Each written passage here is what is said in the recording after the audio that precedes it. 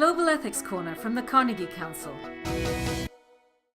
Women have served in the U.S. military for generations. They fought in the Civil War, risked their lives in both world wars, and continue to play a vital role in Afghanistan and Iraq. But while more women than ever are serving on the front lines, hundreds of thousands of military jobs remain technically off limits. That's because of the Pentagon's combat exclusion policy. Adopted in 1994, the policy officially bans women from direct ground combat. It's a policy that many believe is outdated, which is why 4 female veterans filed suit against the Defense Department.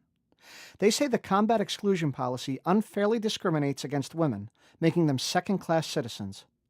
Critics of the policy also point out that, in fact, by taking part in rescue or intelligence-gathering missions, women are increasingly taking part in ground combat. But because these operations are deemed as combat support or service, these female soldiers do not receive the same benefits as their male counterparts. This makes it more difficult for them to win promotions, raises, and generous retirement packages on an equal footing with men. The problem is recognized within the Pentagon, but most officials insist that female inclusion should take place incrementally, not immediately.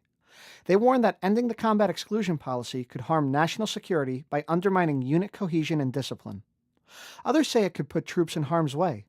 They insist that women have lower levels of endurance and strength, which compromises troop security on the battlefield. As U.S. courts weigh the case before them, what do you think? Is it fair to put women in combat situations but deny them the type of recognition that men receive? Would troop morale and performance suffer if women were immediately given direct ground combat roles? Marlena Sperry wrote this week's Global Ethics Corner. I'm Terrence Hurley of Carnegie Council.